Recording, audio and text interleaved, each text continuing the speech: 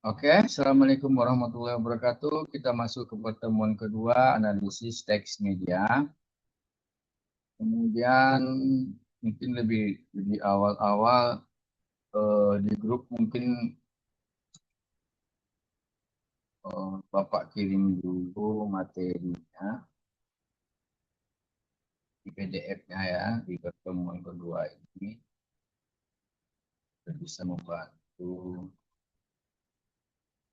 Nanti juga ada buku ini halaman 36 nanti bukunya halaman 36 ya. Terus ilmu informasi, komunikasi dan perpustakaan. Nah, jadi ini bisa nanti membantu penambahan kepengayaan materi. Oke, ini ilmu perpustakaan. Kalau di halaman 36,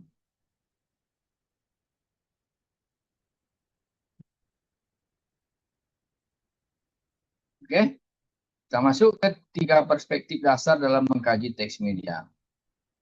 Jadi kalau berdasarkan teori interaksionis simbolis itu, jadi kan seperti ini. Kalau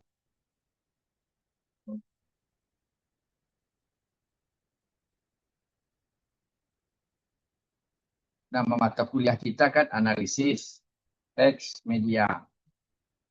Ya, mau tidak mau kita coba mengulasnya berdasarkan Kamus Besar Guru Bahasa Indonesia.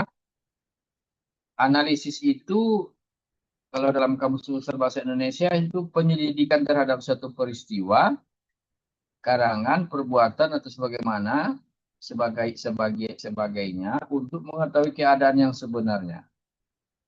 Keadaan yang sebenarnya itu meliputi itu sebab musabab, duduk perkaranya dan sebagainya. Nah, itu pula ya. Kayaknya kalau yang namanya orang sudah mulai menganalisis itu ya sudah otomatis itu melakukan penyelidikan itu bukan berarti menyelidiki kayak polisi penyelidikan gitu, tapi kita akan menyelidiki dalam berbagai bentuk nanti teksnya atau semiotika atau wacanaka. Keadaan yang sebenarnya itu seperti apa? Ah, gitu. Jadi kalau umpamanya dalam sebuah pemberitaan itu ada sesuatu yang viral atau yang lain-lain itu sebenarnya ada apa sebenarnya? Ah, itu maksudnya nanti. Itu mungkin akan lebih dipahami oleh mahasiswa. Kemudian yang namanya teks kalau dalam bahasa Indonesia itu naskah yang berupa kata-kata asli dari pengarang, kutipan dari kitab suci atau eh, kalau semacam eh, pangkal ajaran atau alasan, kemudian bahan tertulis. Nah, jadi untuk dasar memberikan pelajaran berpidato dan sebagainya. Jadi yang namanya teks itu bisa saja kata-kata asli, kutipan.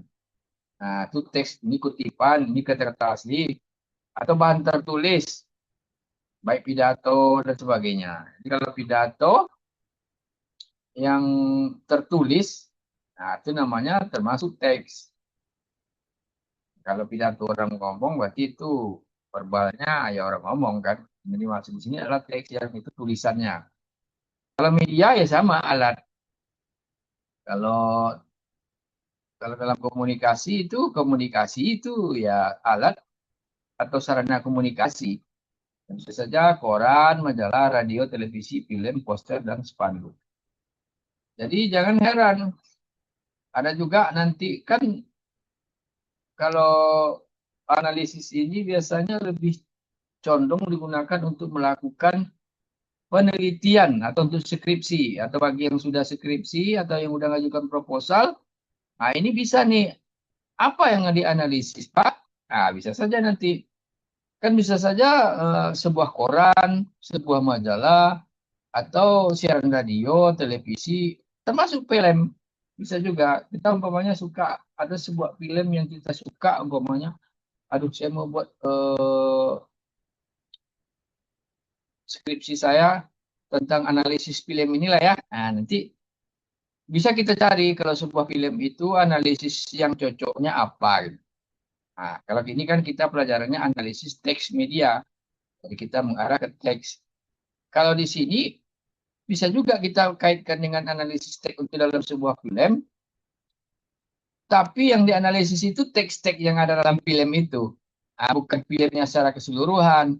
Dalam film itu sering juga ada teks. Umpamanya, kalau dalam film itu umpamanya dia menceritakan sejarah, ya. Nah, itu biasanya kalau menceritakan sejarah, itu biasanya pasti ada dalam film itu tulisan Florida Maret 1928. Nah, itu berarti analisis teksnya yang ada yaitu. Jadi dari gara teks itu orang akan tahu, oh ini maksudnya kejadian tahun 1928 ini, bulan Februari nih, bulan Maret atau bulan April nih. Gara-gara teksnya itulah orang paham. Tapi kalau nggak dibuatnya teks itu, orang nggak tahu itu ilustrasi film itu menceritakan kejadian tahun berapa gitu. Kalau dibuatnya aja kata orang, ya zaman sekarang aja, rupanya enggak. Pokoknya zaman dahulu atau sekian tahun yang lalu. Itu maksudnya. Tapi teks-teks yang ada dalam film itu biasanya jarang. Beda dengan subtitle ya, subtitle ya. Subtitle itu biasanya kalau film bahasa Inggris, biar orang mengerti ya dibuatlah subtitlenya bahasa Indonesia di bawah. Itu beda. Itu bukan teks dalam film itu. Itu menyesuaikan kadang kalau di YouTube atau di AI pakai AI sekarang, nah kita mau pakai subtitle atau tidak gitu kan kalau kita buat video AI kan, itu maksudnya berbeda. Tapi teks yang betul-betul melekat pada film tersebut. Kemudian juga ada poster. Poster ini bisa saja dalam bentuk flyer atau yang lain-lain lah poster. Kadang kan poster itu sekarang semacam lebih banyak orang kan mempostingnya di media sosial gitu. Nah, terkadang ada kata-kata yang dibuat orang tuh di media sosial tuh, apalah teksnya ini maksudnya ya. Itu maksudnya yang bisa kita analisis. Bisa saja umpamanya seorang pejabat mengungkap mengungkap atau memberikan ucapan selamat untuk Hari Pendidikan, umpamanya hari ini kan 2 Mei, Hari Pendidikan. Dia hanya umpamanya menulis masalah pendidikan itu umpamanya pendidikan negaraku. Kan apa maksud dari kalimat yang hanya singkat dibuatnya di sebuah poster atau di apa itu masih bisa kita analisis.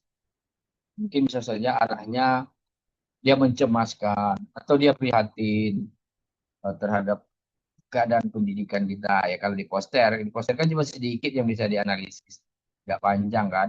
Nah, spanduk itu juga, kalau spanduk ya biasanya eh, spanduk kan memanjang begini. Apa ya maksud tulisan spanduk ini ya? Nah, gitu. Berarti bisa kita analisis. Lalu kita menyangkut data kualitatif dapat dikelompokkan. Jadi data teks itu data kualitatif yang berasal dari teks-teks tertentu. Nah, ini biasanya digunakan pada penelitian yang membahas sistem tanda.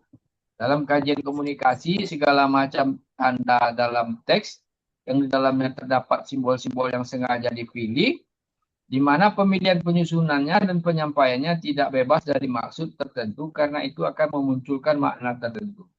Misalnya teks iklan. Iklan. Kita bisa melihat di berbagai media sosial uh, tulisan yang ada di sebuah iklan.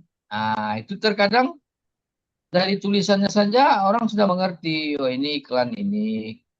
Oh ini harganya segini, ini terjangkau, ini menarik atau tidak. Itu tergantung nanti tukang desainnya, tergantung tukang desainnya. Kemudian teks wacana, film sebagai teks, dan lain-lainnya. Jenis riset yang dimaksud dalam kelompok ini adalah analisis semiotik dan analisis wacana atau analisis framing. Jadi kalau umpamanya sebuah berita, ada juga bisa dianalisis menggunakan analisis framing atau memframekan apa maksud berita ini. Ya, sebuah berita itu, kalau sebuah media itu, dia tetap ada misi-misi tertentunya di belakangnya. Arahnya mungkin bisa saja ini kayak sekarang, umpamanya di Wamena, Papua, lagi bergejolak lagi gitu. Sebuah media yang ada di Jakarta mungkin memberitakan mengarah ke nasionalisme. Tapi bagaimana dengan media yang ada di Papua, yang mereka mungkin cenderung ke membela kepentingan masyarakat Papua. Nah, jadi dengan adanya analisis framing atau analisis yang lain-lain sebagai macam itu, kita akan mengetahui nanti maksud dari pemberitaan ini arahnya ke sini. Oke, jadi dengan berbagai macam analisis. Jadi 3 perspektif dasar dalam mengkaji teks media itu reflektif, intensional, dan konstruksional. Jadi model dan contoh-contoh riset terdahulu berdasarkan 3 perspektif dasar tersebut. Jadi bisa-bisa saja dalam hal ini kita mengaitkan dengan sebuah teori yang ada di buku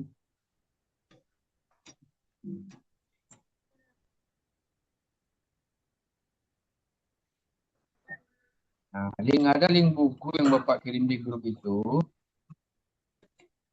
Ada interaksionis tadi kan, Bapak bilang interaksionis. Jadi apa pula itu interaksionis itu? Jadi teori interaksionis simbolis itu, ini terpaksa yang namanya perkuliahan itu ya wajar-wajar saja kita semacam textbook. Ya kalau kita tidak berpedoman pada teori yang ada, ya otomatis nanti perkuliahan itu kemana-mana perginya. Dan apa dasar kita berbicara kalau tidak ada teori-teori yang mendukung. Jadi semuanya ya tak terlepas dari teori dan buku-buku. Jadi salah satu link buku yang sudah Bapak kirim ke grup itu kan halaman 36. Nah, jadi Pak tinggal mengfokuskan mencari ke halaman 36 saja. Jadi teori interaksionis. Jadi pusat perhatian dari teori ini adalah proses interaksi. Nah, jadi proses interaksi kehidupan sosial dipandang sebagai satu proses interaksi di banyak hal, seperti pemaknaan, bahasa, perubahan perilaku, dan pemeliharaan. Jadi kita arahnya ini ke pemaknaan, ke bahasa. Jadi pemaknaan ini yang kita maksud ini. Jadi komunikasi dalam hal ini dianggap sebagai satu proses interaksi. Jadi adanya sebuah berita, kemudian kita analisis, atau sebuah berita itu akan menimbulkan interaksi. Nah, itu namanya nanti teori interaksionis. Lebih disimbolkan atau lebih ditambah dengan kata-kata simbol. Kalau memang nanti sesuatu itu ya gara-gara ada simbol, maksudnya bisa saja teks yang ada di dalam berita tersebut.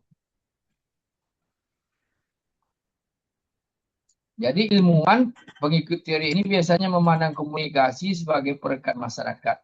Tidak ada masyarakat tanpa komunikasi. Jadi semua lembaga dalam struktur kemasyarakatan termasuk kelompok, keluarga, organisasi terlahir adanya interaksi. Dalam kaitan ini ilmuwan memandang struktur sosial sebagai produk dari interaksi bukan sebagai determinan.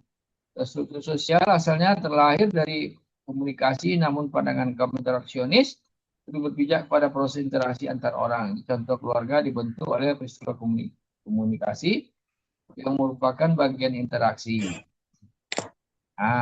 Ini lagi interaksionis simbolik itu. Jadi secara perspektif sosiologis, terutama teori George Herbert Mead dan Herbert Blumer. Jadi ini nama yang menemukan teorinya.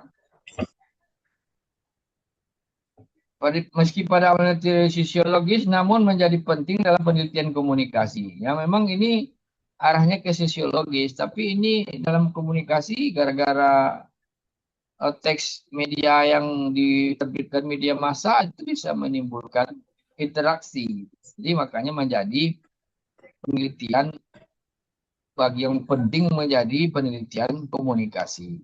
Kemudian buku G.M. Mind, Self and Society tahun 34 lagi sudah diterbitkannya memberikan sekilas teori. Jadi bagaimana interaksionisme simbolik menggambarkan cara orang menggunakan bahasa untuk membangun makna. Dalam hal ini media massa, wartawannya atau pihak redaksinya, dia akan berupaya menggunakan bahasa atau teks media untuk membangun maknanya. Jadi maknanya itu nanti akan dibaca orang dan akan menghasilkan sesuatu yang diharapkannya gitu. Oh, dia maksudnya sebuah berita itu akan memojokkan pihak tertentu atau membela pihak tertentu, itu akan terlihat di sana. Kalau yang netral juga akan terlihat. Kalau yang memojokkan juga akan terlihat. Atau yang berpihak juga terlihat. Kalau media massa umpamanya seperti Bapak gambarkan tadi itu terkait kerusuhan Wamena di Papua umpamanya saat ini, isi berita di terbitan Papua dengan isi berita terbitan Jakarta biasanya itu rata-rata bertolak belakang. Bertolak belakang Bapak maksud itu memang kalau di Papua itu media-medianya ya memang mereka lebih cenderung membela kepentingan masyarakat Papua. Ini memang udah ada beberapa penelitian, ini bukan sekedar omongan. Termasuk media-media Jakarta dianggap juga dari beberapa penelitian itu banyak membela kepentingan Jakarta. Jadi bahasa yang untuk membangun makna yang dibuat mereka ya menciptakan pesan atau kesannya seperti itu ya setelah dianalisis melalui analisis umpamanya analisis framing dan analisis yang lain-lain. Jadi selain itu bagaimana mereka menciptakan dan menampilkan diri, bekerja dengan orang lain dan menggunakan simbol untuk menciptakan masyarakat. Lalu teori interaksionisme simbolik lahir dari beberapa teori yang melandasinya teori tindakan sosial dari Max Weber dianggap sebagai payung dari teori lahir teori ini. Masih dalam sumber yang sama, tindakan sosial dipikir sebagai semua perilaku manusia ketika sejauh individu memberikan satu makna subjek terhadap perilaku tersebut. Subjektif dalam hal ini berarti makna yang dilakukan oleh orang-orang yang terlibat dalam lingkungan sendiri yang sesuai dengan sudut pandang, perasaan, kognitif, tujuan dan motif di balik semua tindakan yang mereka lakukan. Jadi pemaknaan seperti ini bisa melihat emosi, faktor sosial di dalamnya. Dalam hal demikian, perilaku manusia menurut konteks teori ini tidaklah bisa dijelaskan secara terukur dan kuantitatif. Ia akan lebih tepat disajikan secara subjektif dari orang yang terlibat di dalamnya. Jadi hubungannya dengan berbagai analisis teks wacana, kita memfokuskan kepada interaksinya. Itu maksudnya. Yang dimaksud di sini adalah interaksinya. Sampai di sini ada yang mau bertanya? Silakan. Memang kalau berbicara teori-teori memang agak pusing juga kita kan karena sifatnya teori. Yang penting kita memahami saja. Yang kata-kata yang perlu kita garis bawahi dalam teori interaksionis itu kita kaitkan dengan analisis teks media. Bahasa yang digunakan oleh media dalam sebuah teks yang ada dalam sebuah media atau makna bahasa kan sama dengan tulisan. Kalau dengan mulut ya bahasa kan. Ya kalau menggunakan tulisan ya berarti tulisannya gitu. Jadi tulisan yang dibuat oleh media itu ya nanti akan menimbulkan makna. Makna itu akan menimbulkan nanti interaksi. Nah, interaksi bagi masyarakat yang membacanya. Nah, itu saja yang penting yang harus kita garisbawahi. Sampai di sini ada yang mau bertanya, silakan. Pak, saya punya pertanyaan, Pak. Silakan Eka. Pertanyaan saya adalah, apakah teori interaksionalis Sionisme ini bisa melakukan hal yang lain, Melakukan hal yang lain maksudnya? seperti selain dia bisa mendasari bahkan teori tindakan sosial dari Max Weber dianggap sebagai payung dari kelahiran teori ini. Apakah bisa melakukan hal yang lain seperti dia bisa membuat suatu teori yang berbeda dan lebih bagus lagi agar lebih mudah gitu, Pak, dipahami. Dia kan ini dasarnya Eka. Jadi dasar, jadi sebuah makna yang timbul setelah gara-gara ada bahasa itu. Ini kan sebenarnya yang seperti dibilang dalam teori tadi, ini nih adalah masalah sosiologis. Ya kan? Nampak tadi di awal-awal buku itu dikatakan adalah tentang sosiologis. Tapi penting dikaitkan dengan komunikasi. Di situ kita masuknya di sana.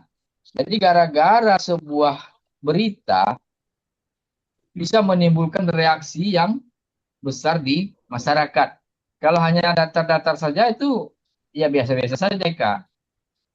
Tapi contohnya ya, penangkapan Gubernur Riau oleh KPK berarti kan ada berita, gitu kan? Lebih senang mengidiomkannya, Kak ya. Kira-kira waktu Gubernur ditangkap itu ada nggak reaksi dari masyarakat Riau waktu itu? Ada. Banyak reaksi di media sosial, di mana-mana, ya kan? Sampai-sampai, macam mana cara mau bilangnya ya? Sampai-sampai ya di beranda media sosial eh, sejumlah masyarakat Riau itu ya memang merasa prihatin kayak atau ada juga bermacam-macam lah. Gara-gara berita itu, jadi makanya dalam teori ini sebenarnya interaksi itu interaksionis itu gara-gara sesuatu terjadi interaksi gitu. Ini yang dimaksud dalam materi kita ini adalah tentang teks media. Makanya teorinya ke sana. Jadi serba sulit juga kalau pengembangan ini adalah menyangkut sosiologi, tapi dikaitkan dengan komunikasi, teori komunikasi, namanya teori interaksionis. Ke sana maksudnya Eka ya. Ini memang kalau orang anak komunikasi memang teori ini harus kita kunyah-kunyah dulu. Karena kalau memang teori komunikasi, ini memang sulit teori komunikasi ini. Kalau kita tidak mendalaminya, ya sampai tamat pun kita tidak paham apa masuk ke kuliah kita ini. Kita komunikasi. Ya, salah satunya interaksionis ini. Oke, teori interaksionis. Ya, Kak ya. Hubungannya sebenarnya dengan sosiologi ya, Kak ya. Tapi gara-gara ada teks kayak kalau dalam bahasa kitanya, gara-gara ada berita, ada reaksi jadinya gitu. Berinteraksi orang jadinya. Yang memudahkan contohnya umpamanya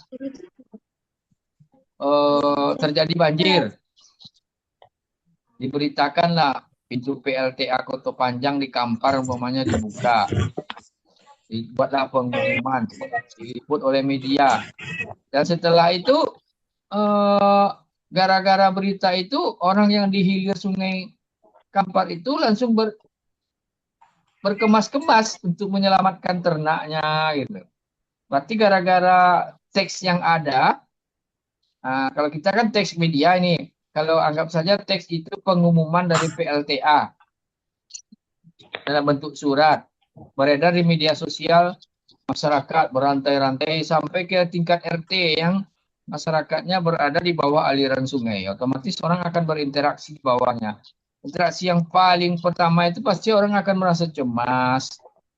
Oh iya ya, akan ada banjir nih. Gara-gara ini ada surat dari orang PLTA Kota Panjang nih, rupanya akan ada banjir. Nah, dari surat itu atau dari sebuah berita, dari sebuah link berita media online yang nyebar ke sejumlah grup, akhirnya orang-orang yang berada di hilir Sungai Kampar bersiap-siap menyambut kedatangan banjir itu ya dengan umpamanya kalau ada yang punya keramba, ya kalau keramba itu kan paling cepat terimbas banjir. Itu harus hati-hati.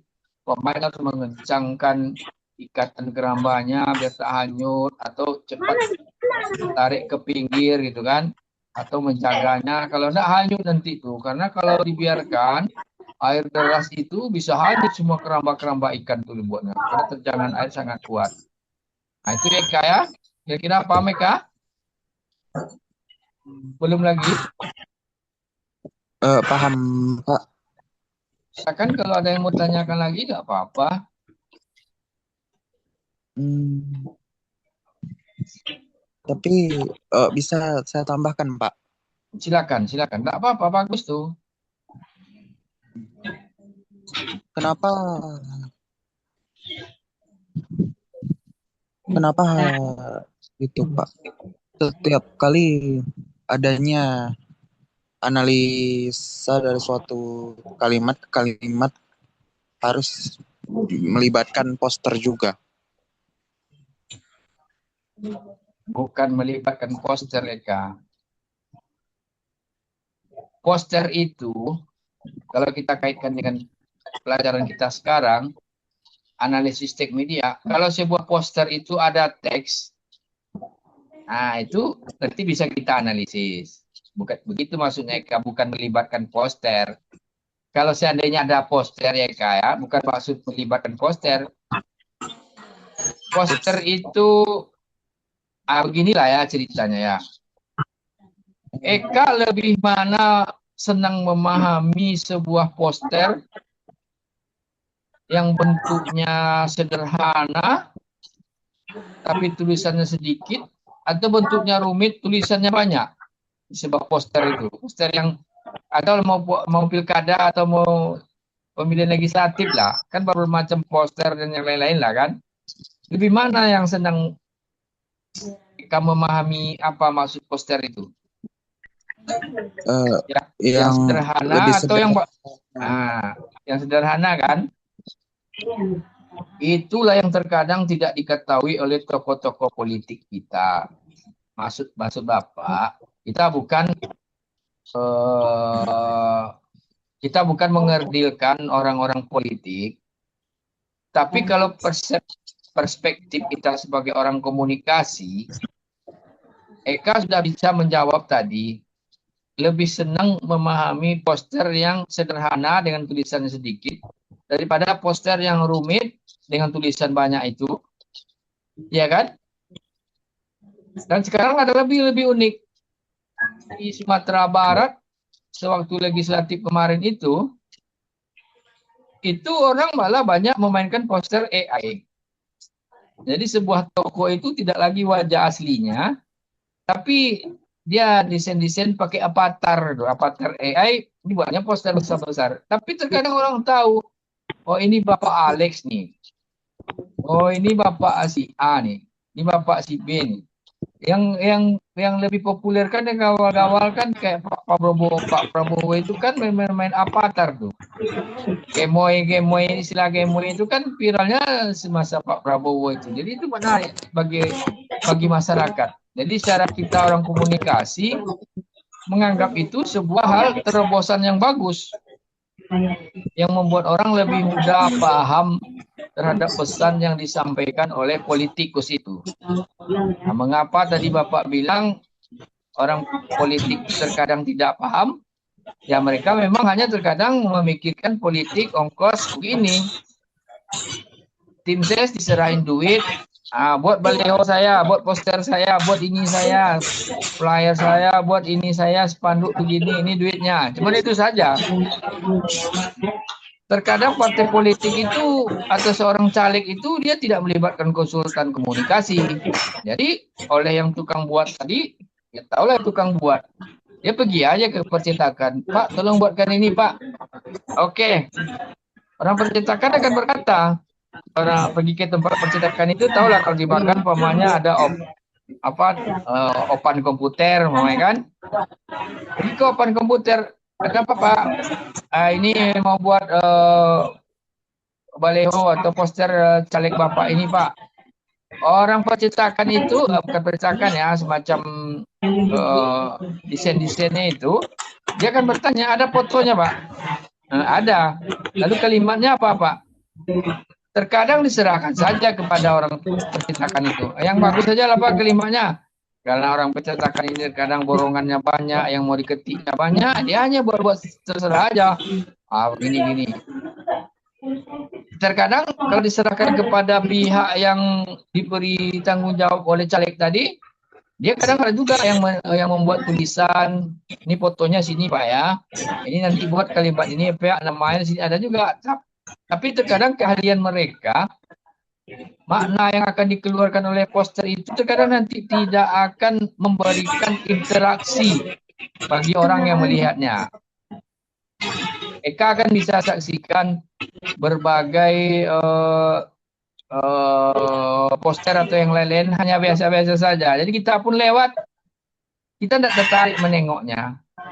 Kita harus sekedar lewat. Ini poster Bapak siapa ya? Gitu. Ini secara sederhana saja, ya. Sewaktu pemilihan legislatif itu di kertas suara itu sebenarnya yang lebih tonjolkan adalah nama caleg itu. Jadi di saat caleg ini sosialisasi dan nyebar-nyebarkan posternya, dia menyebarkan foto dia besar-besar sampai ke ujung Sinapoi kemana-mana.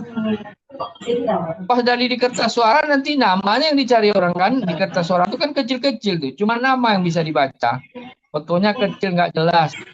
Nah makanya kalau menurut Bapak nih, pandangan Bapak, kalau untuk seorang caleg sebaiknya dibuat spanduk saja, tapi namanya aja yang buat besar gitu, kasih foto kecil sedikit. Mirip nama di kertas suara. Kalau di kertas suara legislatif itu kertasnya besar gini. Kalau orang mau masuk bilik suara itu, nanti caleg yang mau ditusuk itu yang nampak itu namanya yang jelas. Nah, karena banyak caleg itu, bejibun banyak dalam kertas itu, ada logo partainya. Sebaiknya buat seperti itu, lebih mempermudah orang dalam mencarinya. Yang terjadi apa? Ada foto mejeng, ada foto begini, ada foto begitu, besar. Karena mungkin kesombongan tokoh politik ini, dia hanya menjual tampang gantengnya namanya di posternya itu. Nanti di kertas suara nggak ada foto yang kayak gitu keluar. Yang dicari, yang ada tuh nama. Ada beberapa tokoh politik yang Bapak tengok waktu itu memang dia membuat spanduk, hanya namanya saja dibuatnya. Fotonya kecil sebelah kanan. Itu sebetulnya yang paling kena. Panjang begini, nama besar gitu kan. Nah, pasang spanduk panjang-panjang. Orang akan terbaca. Contohnya namanya si Badu gitu. Oh, si Badu. Orang tak tahu mana wajahnya. Itu lebih mengena itu teksnya tuh ke maksud ke konstituen politiknya. Tapi kalau coba kalian tengok apabila musim caleg, apa yang terjadi? Yang terjadi pasti poster wajah caleg itu besar, namanya kecil. Benar, Eka?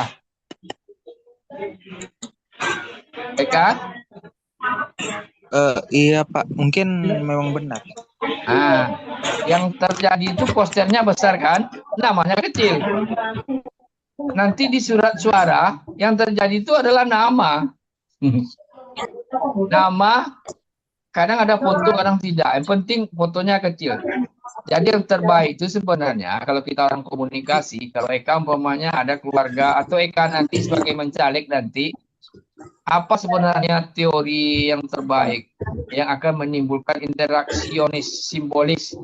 Nah, berdasarkan teori interaksionis simbolis, jika kita seorang politikus, nah, beda dengan DPD. Kalau calon DPD untuk pusat itu memang foto. Nah, makanya orang DPD itu memang memajangkan fotonya itu pas itu nama sama foto. Memang karena DPD itu jumlahnya sedikit, memang foto itu penting. Jadi foto yang di kertas suara dengan foto yang kita sebar di spanduk di mana-mana itu harus sama. Ada latar merah namanya. Nanti di kertas suara itu juga yang dikasih ke KPU. Biar serupa. Tapi yang terjadi apa? Banyak juga foto di kertas suara latarnya merah umpamanya dipakai baju biru atau baju kuning, baju hijau, baju yang lain-lain. Nanti foto yang disebarkannya di spanduk dan di baleho di mana-mana itu lain lagi gambarnya, yang lebih keren diedit lagi kadang kan. Jadi kadang-kadang konstituen kita mau menusuk kita dalam kertas dalam bilik suara itu bingung juga yang mana nih kok nggak sama gambarnya yang beredar ya. Nah, itu salah satu teorinya tuh kayak. Jadi menimbulkan interaksi makna yang kita sampaikan, bahasa yang kita sampaikan dalam sebuah pesan itu menimbulkan interaksi bagi yang lainnya gitu. Oke. Ini waktu tinggal 2 menit. Ada yang bertanya silakan lagi. Nah, jadi ini memang masalah sosiologis, tapi kini di dalam sini dikatakan kehidupan sosial dipandang sebagai suatu proses interaksi di banyak hal seperti pemaknaan bahasa, perubahan perilaku, dan pemeliharaan. Komunikasi dalam ini dianggap sebagai suatu proses interaksi. Di sinilah kita masuk kepada teori interaksionis tadi, oke? Ada lagi yang mau tanyakan Eka? Tidak ada, Pak. Terima kasih informasinya. Ini kan waktunya tinggal 1 menit. Nanti kalau ini sudah habis, berarti perkuliahan kita untuk pertemuan kedua selesai kan, materinya juga sudah tersampaikan. Nanti kalau tidak ada halangan akan Bapak upload ke YouTube. Nanti linknya juga Bapak kasih. Jadi bagi yang mengikuti kuliah lewat Zoom akan lebih bisa memahami. Oke? Wabillahi taufiq wal hidayah. Assalamualaikum warahmatullahi wabarakatuh. Waalaikumsalam warahmatullahi wabarakatuh.